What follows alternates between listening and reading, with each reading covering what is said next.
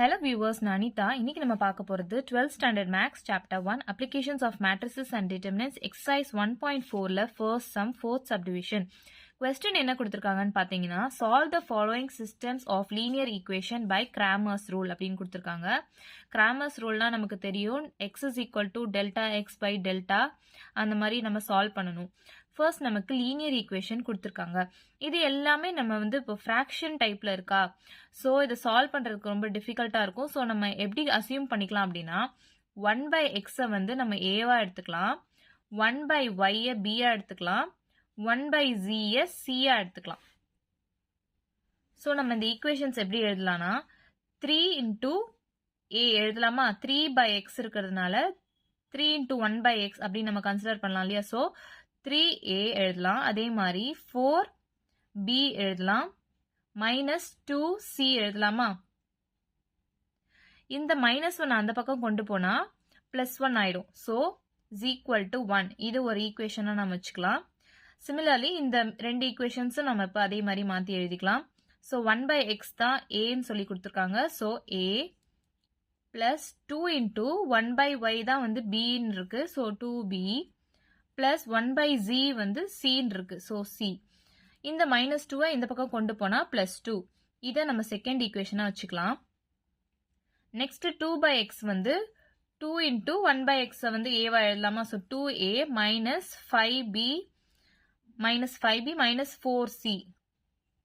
இந்த 1 இந்த பக்கம் கொண்டு போயிடலாம், is equal to -1. ஸோ இதை நம்ம தேர்ட் ஈக்குவேஷனா வச்சுக்கலாம். இப்போ 3 லீனியர் ஈக்குவேஷன்ஸ் கிடைச்சிருச்சு. இதை நம்ம மேட்ரிக்ஸ் ஃபார்மா கன்வெர்ட் பண்ணலாம்.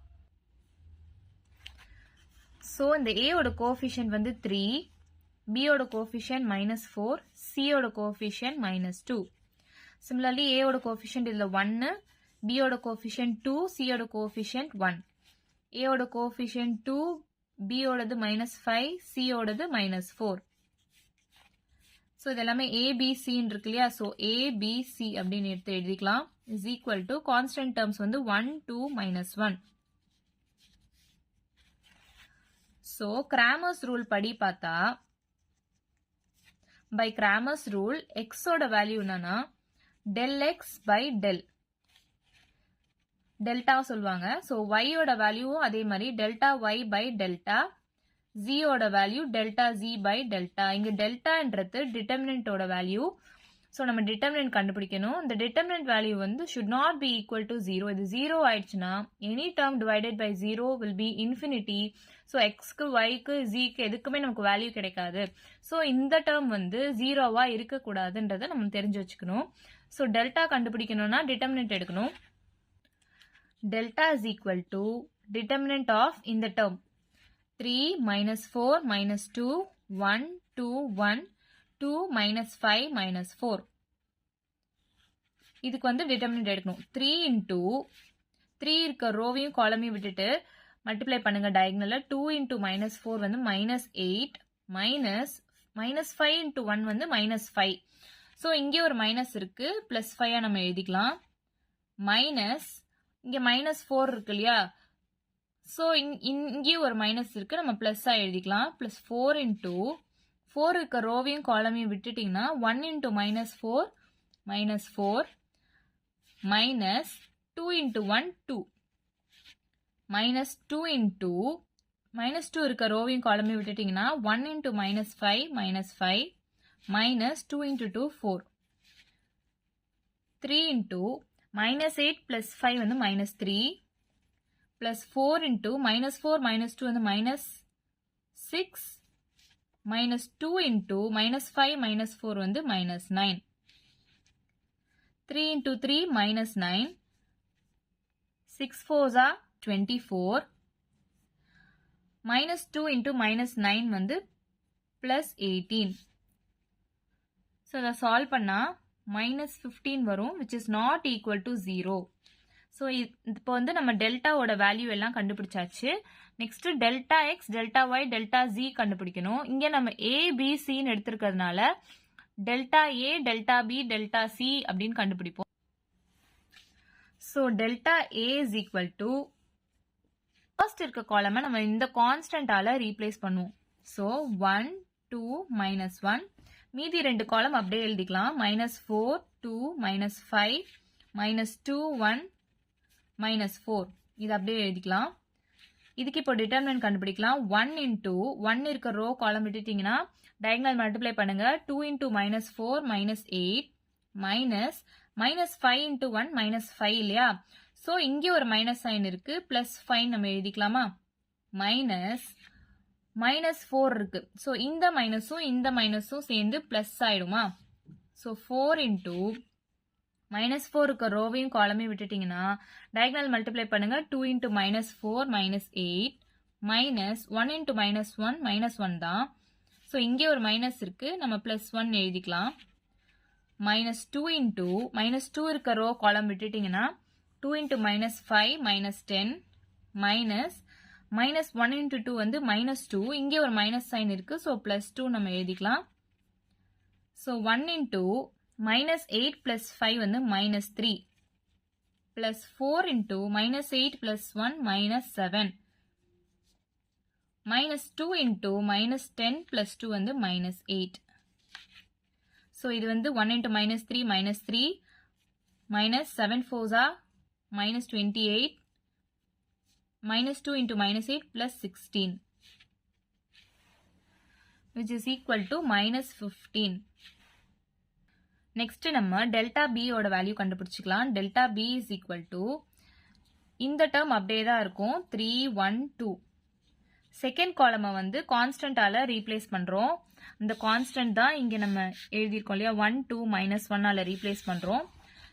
ஸோ 1 2 -1. நெக்ஸ்ட் தேர்ட் காலம் அப்படியே தான் இருக்கும். ஸோ -2 1 -4. ஸோ இதுக்கு இப்போ டிட்டர்மினன்ட் கண்டுபிடிக்கலாம். 3 into 3 இருக்க ரோ காலம் விட்டுட்டீங்கன்னா 2 into -4 -8 -1 into 1 வந்து -1. ஸோ இங்கே ஒரு மைனஸ் இருக்கு, +1 நம்ம எழுதிக்கலாம்.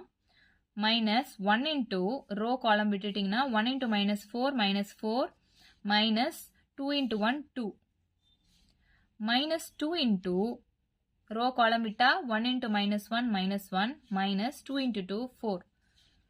So 3 into -8 + 1 வந்து -7 -1 into -4 -2 வந்து -6 -2 into -1 -4 வந்து -5. 3 into -7 -21 -1 into -6 + 6 -2 into -5 வந்து +10. So 16 -21 வந்து -5. இதுதான் டெல்டா பி ஓட வேல்யூ. நெக்ஸ்ட் நம்ம டெல்டா சி கண்டுபிடிக்கணும். ஃபர்ஸ்ட் காலம் அப்படியே தான் வரும், செகண்ட் காலமும் அப்படியே தான் வரும். -4 2 -5 வரும். தேர்ட் காலம் மட்டும் கான்ஸ்டன்டால ரீப்ளேஸ் பண்ணுவோம். அதாச்சும் கான்ஸ்டன்ட் 1 2 -1ஆல நம்ம ரீப்ளேஸ் பண்ணணும். ஸோ 1 2 -1. இதுக்கு இப்போ டிட்டர்மினன்ட் வேல்யூ கண்டுபிடிக்கலாம். 3 into 3 இருக்க ரோ காலம் விட்டுட்டு 2 into -1 -2 -5 into 2 வந்து -10. இங்கே ஒரு மைனஸ் சைன் இருக்கு, ஸோ +10 நம்ம எழுதிக்கலாம். -4 இல்லையா, ஸோ இங்கே ஒரு மைனஸ் சைன் இருக்கு, இங்கே ஒரு மைனஸ் சைன் இருக்கு, ஸோ ப்ளஸ் ஆயிடும். 4 into -4 இருக்க ரோ காலம் விட்டுட்டீங்கன்னா 1 into -1 -1 -2 into 2 4 +1 into 1 இருக்க ரோ காலம் விட்டுட்டீங்கன்னா 1 into -5 -5 -2 into 2 4 which is equal to 3 into 10 minus 2 8 plus 4 into -1 -4 வந்து -5 plus 1 into -5 -4 வந்து -9. So 3 8s are 24 minus 4 into 5 20 minus 9 which is equal to -5. இப்போ delta B, delta C, delta A எல்லா வேல்யூம் நம்ம கண்டுபிடிச்சிட்டோம்.